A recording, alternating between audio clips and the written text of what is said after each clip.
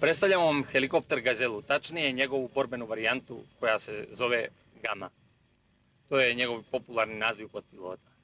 Ovaj helikopter služi za protivoklopnu borbu i uništavanje neprijateljskih utvrđenih ciljeva na zemlji na daljinama od 2 do 3 km. Helikopter spada u savremenu vrstu letjelica i opremljen je savremenom opremom za navedenu borbu, tako da posjeduje više varijanti opterećenja naoružanja i posjeduje savremene optoelektronski nišan pomoću kojega može da otkriva i prati ciljeve na koje kasnije dejstvuje. Ovaj helikopter posjeduje veoma dobre manevarske sposobnosti i njegova maksimalna brzina je oko 300 km/h, visina maksimalna u letu je do 6000 metara.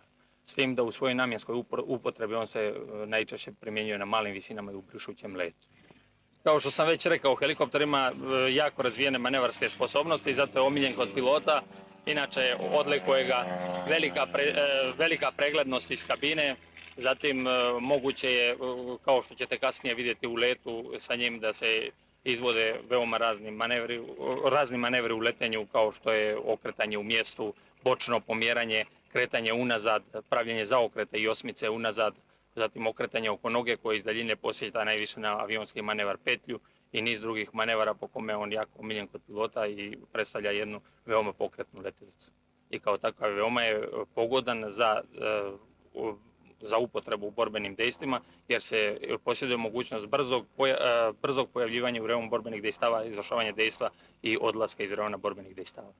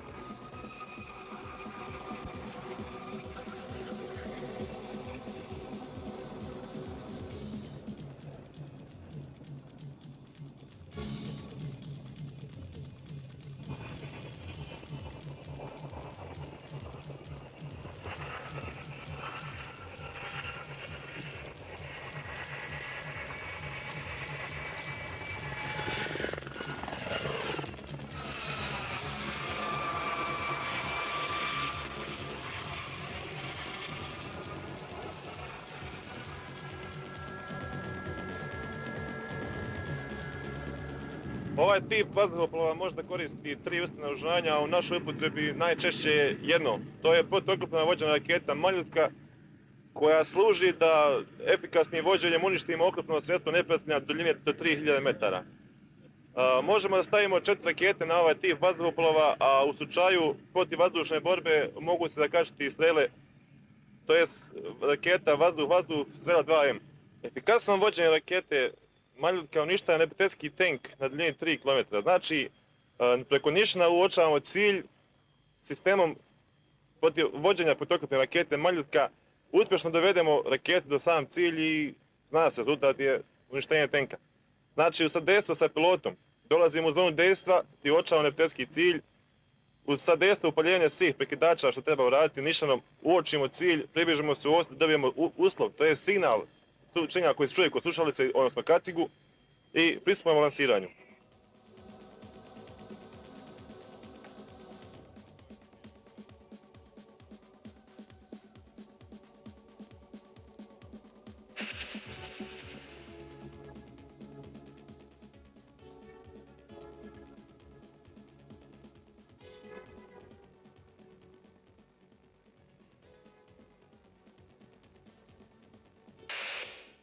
Što se tiče letnih karakteristika ovog helikoptera, on spada u sam vrh u svojoj klasi, počeo od niskog letenja, oštrih manevara, manevara iskakanja, manevara zaustavljanja, tako da mislim da u svojoj kategoriji stvarno nema premca što se toga tiče.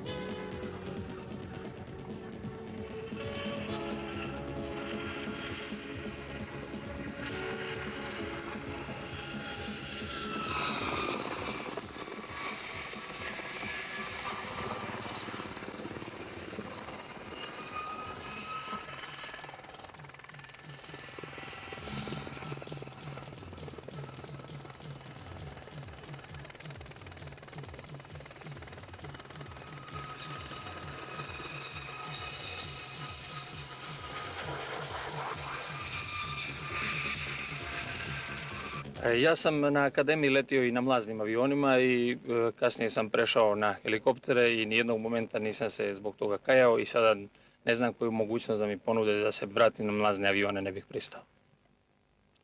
Velika je razlika u letu između mlaznih aviona i helikoptera zato što ja ovako po svojim dimenzijama u mlaznom avionu osjećao sam se kao u nekoj kutiji gdje nisam imao mogućnosti ni da se ni malo okrenem, ni glavu, ni ruku, uvijek sam za nešto kačio.